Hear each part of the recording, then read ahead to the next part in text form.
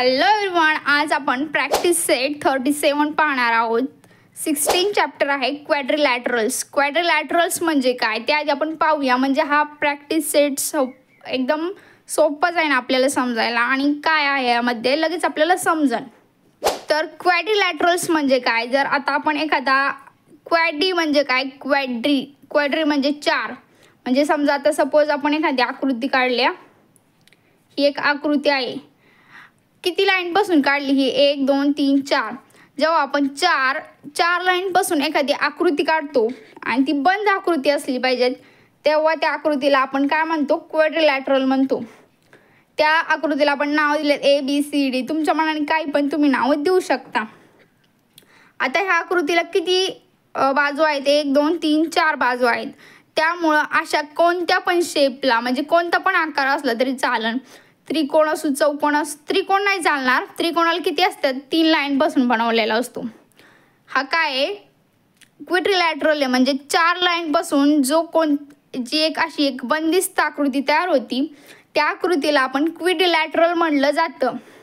आता आपण ही क्वाड्रिलॅटरल असं लिहिताना कसं लिहायचं, असं काय करायचं, असा स्क्वेअर छोटा काढायचा, ABCD असं आपण क्वाड्रिलॅटरल असं लिहितो. लिहिताना असं लिहायचं असतं आणि वाचताना असं वाचायचं असतं. ह्या चौकोनाचा अर्थ काय असतं, क्वाड्रिलॅटरल. आता आपण हा असं पण लिहू शकतो, BCDAC. अजून असं पण लिहू शकतो, CDAB. पण असं नाही लिहू शकत, ACD असं नाही लिहू शकत.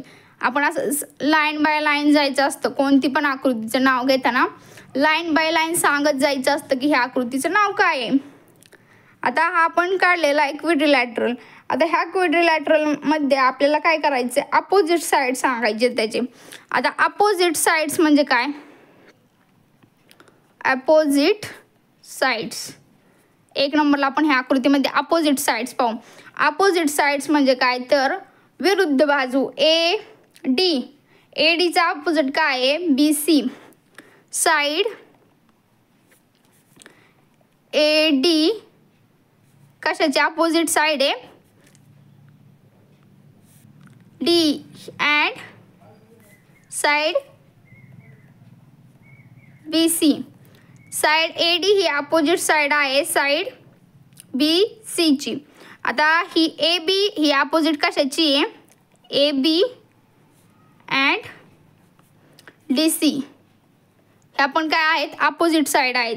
आता आपण दुसरं ॲडजसंट साइड बघू. ॲडजसंट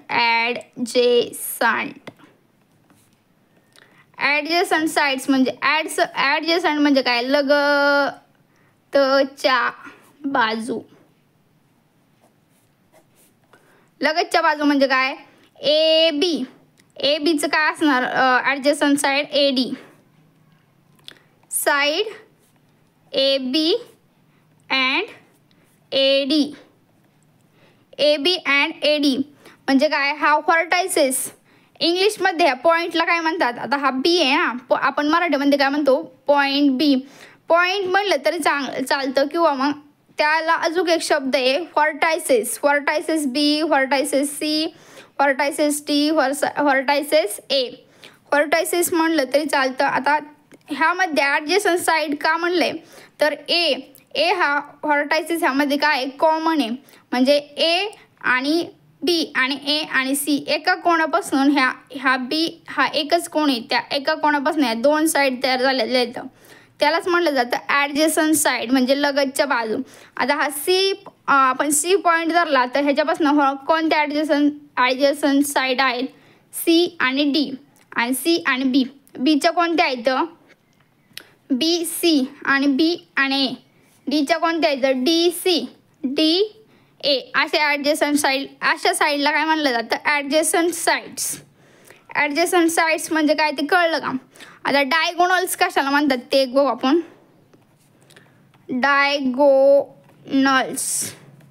डायगोनल्स म्हणजे काय, आता हा एक कोण आहे ना, ह्याच्यामधनं आपण अशी मधनं एक रेष मारली, याला टच केली आणि इकडनं एक अशी रेष मारून याला टच केली, तर त्यांना AC इन क्वाड्रिलॅटरल असं लिहायचं. तर ABCD कसं काय लिहिलं तरी चालतं, आपण असं लिहू ह्यावेळेस ADCB in triangles diagonals are seg म्हणजे काय तर line AC and BD seg BD are diagonals म्हणजे काय तर त्या मधल्या असे जे आकृती असतील बंदिस्त त्यामधनं आपण सरळचे जे पॉईंट जोडलेले असतात त्या पॉईंटलाच त्या लाईनलाच आपण काय म्हटलं जातं डायगोनल्स म्हणजे काय कळलं ना. हे आता ही अपोजिट साईड आहेत, ह्या AB आणि DC ह्या अपोजिट साईड आहेत. AC आणि BD हे डायगोनल्स आहेत. ॲडजसंट साईड हे शेजारचे असतात. ह्या 3 गोष्टी तुम्हाला समजले का? आता पॉलिगॉनल म्हणजे काय ते एक पाहू आपण. चौथा आहे पॉलिगॉनलसाठी मराठीत एक व्याख्या आहे. 3 साईडपेक्षा 3 बाजूपेक्षा जास्त 3 बाजूपेक्षा किंवा 3 लाईनपेक्षा जास्त लाईनने तयार झालेला शेप म्हणजे काय तर आकार. म्हणजे 3 लाईन किंवा 3 लाईनपेक्षा जास्त लाईनने तयार झालेला आकार त्याला काय म्हटलं जातं? पॉलिगॉनल म्हटलं जातं. आता हा एक क्वाड्रिलॅटरल आहे, तर ह्याला पण काय म्हटलं जाईल? आपण पॉलिगॉनल म्हटलं जाईल, कारण की हा 3 लाईनपेक्षा जास्त लाईनने तयार झालेला आहे. 1 2 3 4 झालाय ना. 3 लाईन असलं म्हणजे हा त्रिकोण जरी असतं तरी आपण त्याला पॉलिगॉनल म्हणलं असतं. पण जेव्हा 2 लाईन असतात तेव्हा त्याला म्हणलं जात नाहीये. पॉलिगॉनल म्हणजे काय हे पण तुम्हाला कळलं असेल ना. आता पॉलिगॉनल कळलं असेल, अपोजिट साईड कळलं असेल, पुन्हा डायगोनल्स कळलं असेल, ॲडजसंट साईड म्हणजे काय ते कळलं असेल, आणि क्विड्रिलॅटरल म्हणजे काय हे तर कळलंच ना. म्हणजे कोणता शेप असलं तरी चालेल, पण त्याला 4 बाजू असल्या पाहिजेत, त्याला क्विड्रिलॅटरल म्हणतात. आणि क्विड्रिलॅटरल लिहिताना कसं लिहायचं? आधी हा स्क्वेअर काढायचा आणि कसं पण आपण वाचून लिहिलं तरी चालतं. असं साईड बाय साईड असं लिहायचं. यालाच काय म्हणतात? क्विड्रिलॅटरल. म्हणजे चॅप्टर एकदम सोपं आहे, एकदम म्हणजे काय आहे का नाही चॅप्टरमध्ये असं एकदम सोपा आणि साधा चॅप्टर आहे. सेट 37 पाहूया. एकच क्वेश्चन आहे. Observe the figures given below and write their names.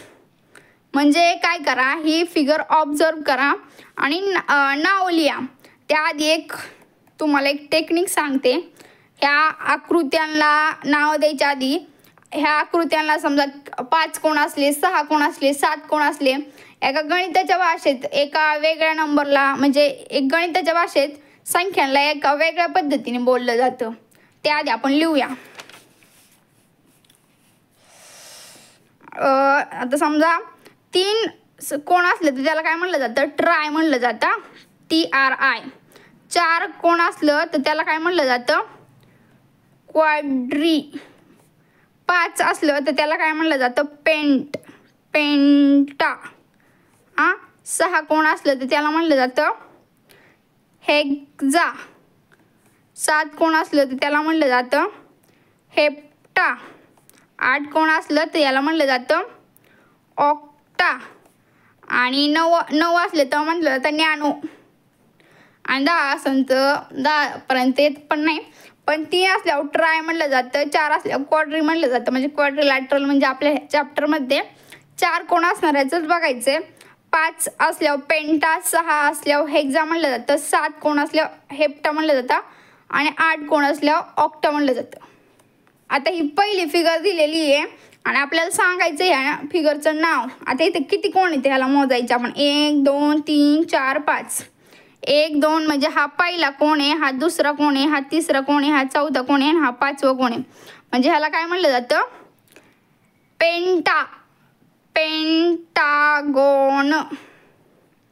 Pentagon म्हणजे काय तर 5 कोण. याला पॉलिगॉन पण असं म्हणलं जातं की 3 पेक्षा जास्त लाईनने जर आपण तयार केलेली एखादी आकृती असेल त्याला पॉलिगॉन पण म्हणलं जातं. पॉलिगॉन विथ किती साइड आहेत 5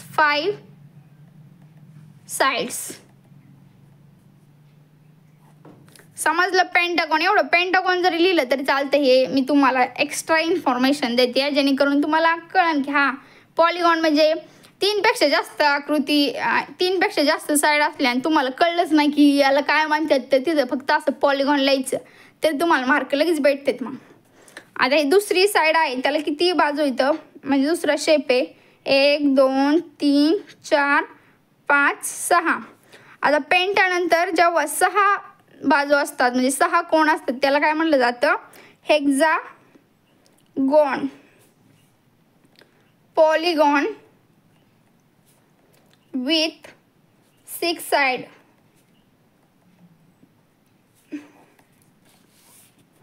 आता त्याच्यानंतर पुढची आकृती आहे त्याला बघू किती 1 2 3 4 5 6 7.